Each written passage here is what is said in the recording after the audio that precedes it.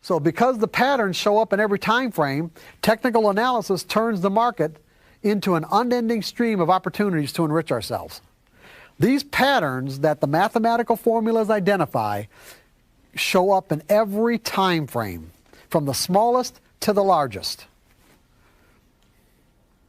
And as a result, if we learn how to think about these patterns or edges appropriately, it will actually turn the market into an unending stream to enrich ourselves. But not on a trade-by-trade basis. But not on a trade-by-trade basis, but rather as a percentage over a series of trades. This is big, guys. This is it right here. This is the holy grail of technical analysis right here, right now. Your technical indicators will turn the market into an unending stream of opportunity to enrich yourself, but not on a trade-by-trade basis, but rather as a percentage over a series of trades. That means you have to learn how to think in probabilities. You may understand the concept of probabilities. It doesn't mean that you can think that way. I've worked with traders. In fact, one guy came to one of my workshops many years ago, a hedge fund manager, reasonably successful, let's say reasonably because he made, I don't know, 10 to 18% a year. But his indicators, if he had followed them the way, the way they were planned to be followed, he could have made anywhere from 60 to 70% a year.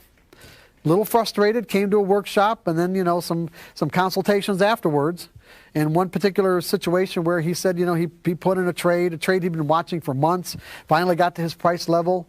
He put the trade on, then put his stop in the market, and the market started approaching his stop, and, he got out of the trade early.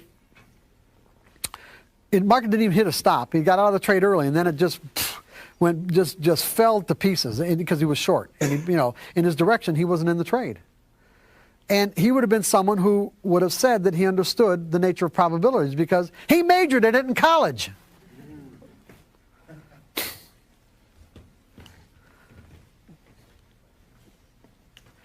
But he did not do the sufficient amount of work to train his mind to think in probabilities at a functional level.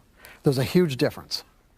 You can't take it for granted that because you understand the nature of percentages that you can think that way at a functional level. It would be, like I'll do the analogy to technical analysis to flipping a coin, okay? That if you take an evenly weighted coin and flip it 1,000 times, you've got a large sample size there, right? The pattern that will emerge with each 1,000 flip sample size is a relatively even distribution between heads and tails. Maybe not quite 50-50, but let's say 49.2 and,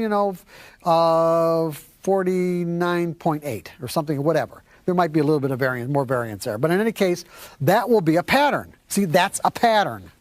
Because it'll happen every single time you flip the coin 1,000 times.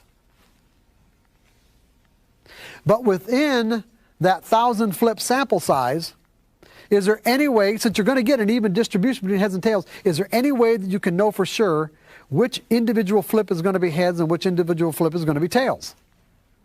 No. You could get 10 flips of heads in a row and be absolutely positive the next one's going to be tails, and it could come up heads again. And even though you can have all these streaks of heads and tails, in the end, it's still going to come up 50-50.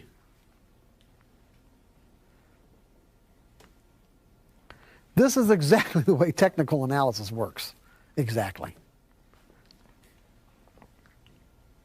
When you consider the diversity of the market, with all the different players and all the different agendas from people all over the world, trying to predict what will happen next would be almost equivalent to sitting in front of a slot machine and coming up with some rational reason why you think that the pattern that you're looking for is going to come up on the next push of the button.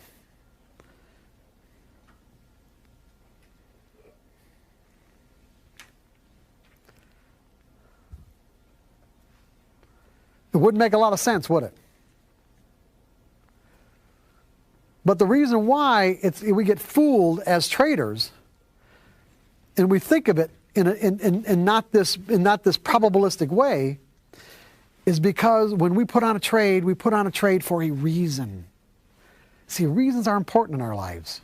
Reasons are important. We put on a trade for a reason. And see, the problem is that when the trade works, we just naturally think our reason was right. What I'm trying to do here is help you disconnect any reason that you put on a trade with the reason why it actually moved. Because like I said before, there's almost never a relationship. There's almost never a correlation.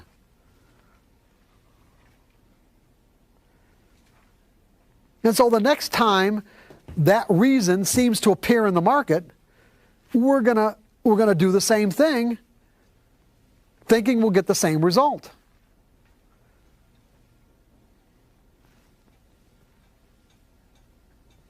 And then when we don't, we feel betrayed. And then the next time the reason comes up, we're going to be a little hesitant. We might not put it on at all. We'll try to find additional reasons why this trade will work. When the reality is there isn't any reason you're going to be able to come up with that's going to assure you of anything. Unless the reason you're coming up with is you know the people who are actually going to bid the market up or offer it lower, and they tell you what they're going to do and why. Ultimately, there's only one reason why prices move. And what would that reason be? Come on. Imbalance of buyers. Yeah, an imbalance in conviction. That's the only, and what technical analysis does is it finds patterns in that imbalance, okay? Technical analysis finds patterns in the imbalance. Where there's momentum in a direction. It's still not going to tell you what's going to happen next.